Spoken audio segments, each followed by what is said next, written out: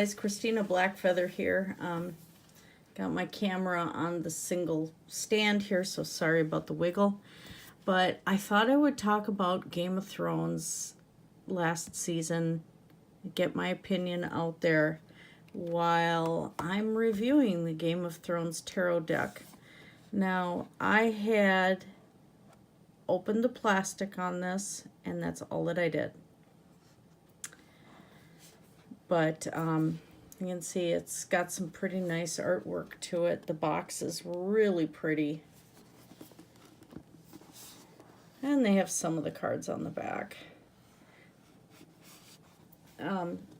This is just kind of a collector's piece for me. I have several tarot decks, but this is one that I had wanted, and that was before I got this last year or so for my birthday, so it was kind of before everything fell apart.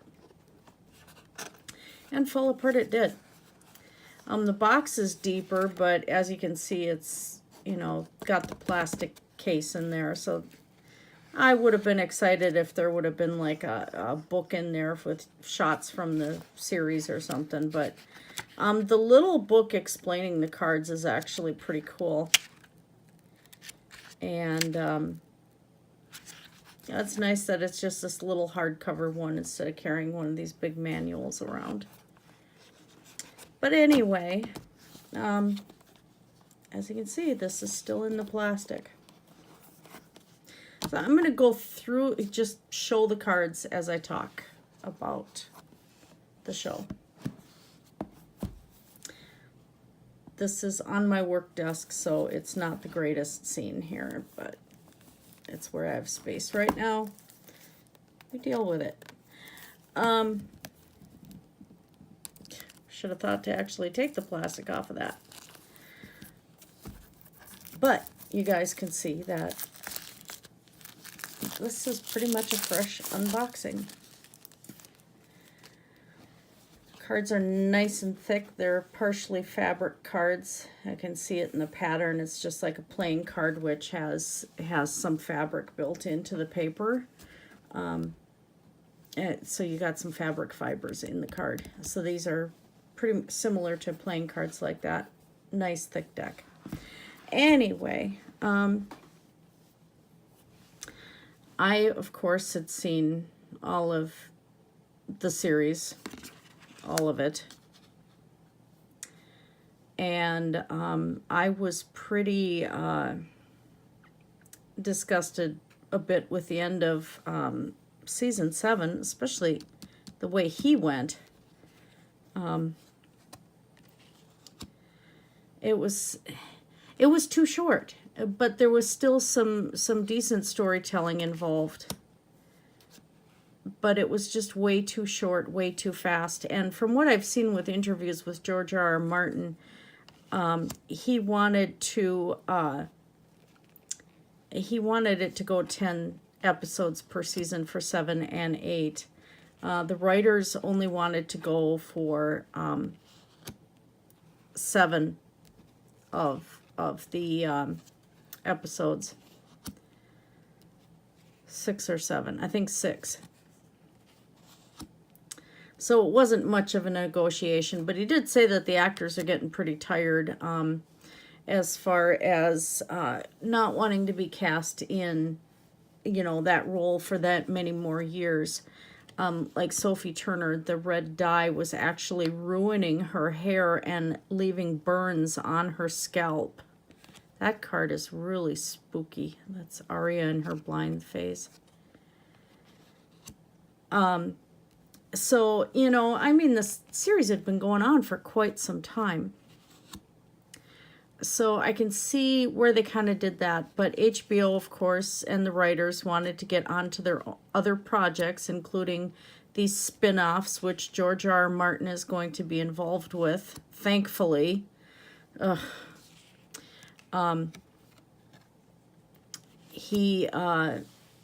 So they're thankfully not going to be doing the adventures of Arya the Explorer.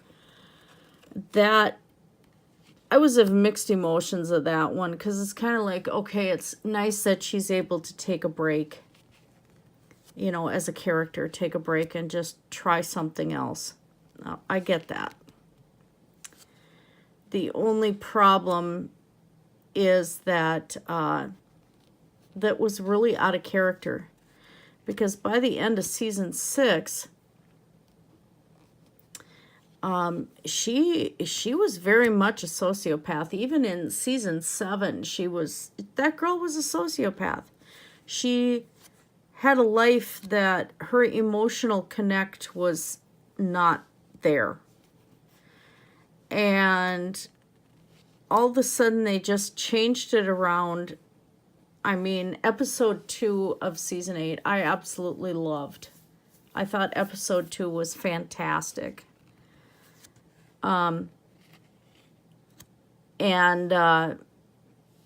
It kind of showed still a little bit of her emotional disconnect. She slept with the one guy for the experience of it, and really it wasn't beyond that, because she wasn't going to stay with him as a princess, obviously. She didn't think they were going to survive. And after that episode, it was like, even killing the Night King didn't change her. They completely dropped it. She was a plot device to kill the Night King, and that was it. And they forgot about characterization after that. Tyrion, of course, you could use the excuse that having killed his love and killing his father in the same day, that would have affected him. But yet he went through all of season 6 still conniving and working his way around. That's a pretty card. Working his way around and getting into Daenerys' good graces. He still was a cunning man at that point. So season 7 and 8, they just kind of dropped the character of Tyrion. And they did this with everybody. Daenerys, again, her story could have been told a lot better. It was done too quickly. And the last 2 seasons, I joke that even the dragon got frustrated enough that he just carried her off and said, screw it, I'm done. I'm so out of here, I mean, yeah, story-wise, there's a reason he flew off, but it wasn't much of a story-wise. I mean, yeah, he lost his mother. But I still joke that the dragon's actor said, enough is enough. I'm gone. Screw it. Oh, fuck me.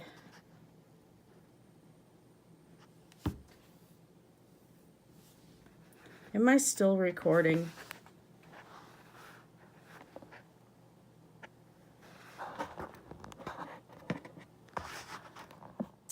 Okay. Part 2, because, well, Apple Ideas keeping forcing me signing in. Anyway, yeah, the dragon the actor said, enough is enough. I'm so through with this.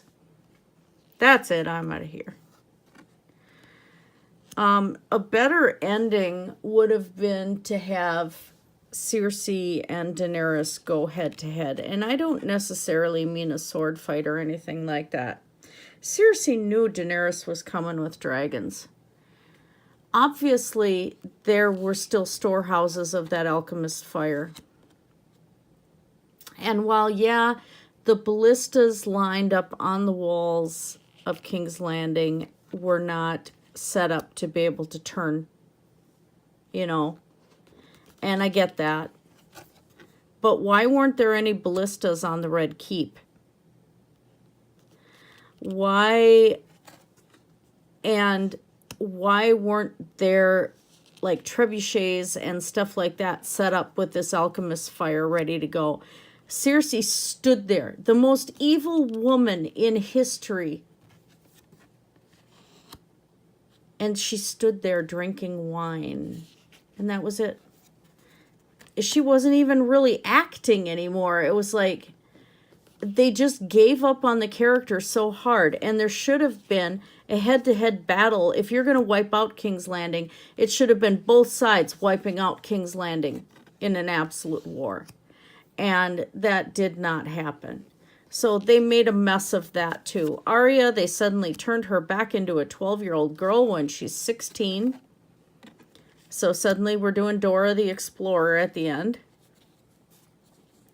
The Unsullied had taken over. They won. They freaking won. How was Jon and Tyrion still alive? That is just, that part is absolutely, totally ridiculous to me. The Dothraki did what the Dothraki do. If you've seen it in other episodes, that's how they took their women and their slaves, is that they turn around and, you know, they'd go through and lay waste to a city and claim what they wanted. Okay, that worked. But beyond that, what does she mean beyond Westeros there's nothing? It's oceans. Anyway. Beyond that, they shouldn't have given these people back to, is this even recording? Sorry, fingers in the way. Okay, it is. Sorry about that. They shouldn't have given them the Jon and Tyrion. What the heck? I'm still absolutely baffled by that. And then they leave. They just up and leave. They conquered the land. They didn't have any reason to go and defer to these leaders that were set up to determine a new king. That whole ending thing was just utter BS. It was crap. That said, the only thing that really, really, of course, was the plus point on it was the visuals. The visuals were stunning. The CGI, everything else was just absolutely beautiful. And the battle scenes themselves, and Arya, from her view and from the citizens' view, the slaughter that was going on, the filmmaking itself was beautiful. But we forgot about her role. They totally dropped, after she had slaughtered that one family, taking on the face of their father. That was all they ever did with that again. Her skills, everything was just like, what happened? And I think that's the biggest characterization that makes me angrier more than how fast Daenerys went into madness. And their excuse for making her go into madness was that they just wanted her to be angry, and that was it. It wasn't how her culture shaped her. I mean, she came from a war culture. She grew up in a war culture. That's all the girl knew. They didn't go that route with her. It was just, again, it was all way too quick. It was terrible. And I would have liked to have seen the battle with the Night King be one entire season itself, and then the battle with Cersei be another season all to itself. And this one here,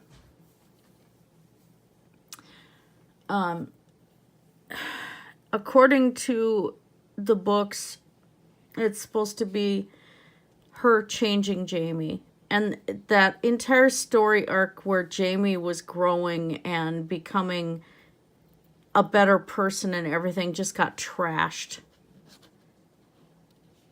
And then, she had a romantic ideal. She'd never fallen in love before or anything like that. But there wasn't even a hint of anger there. It was just kind of there. That's it.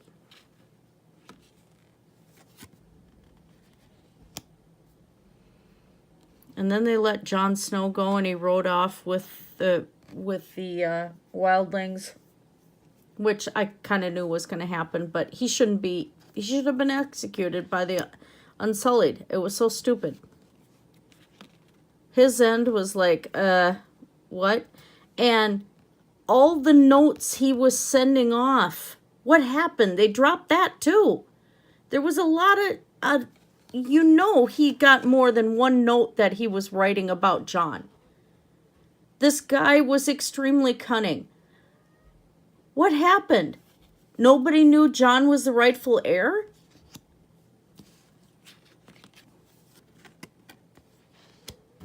I mean, it was bad.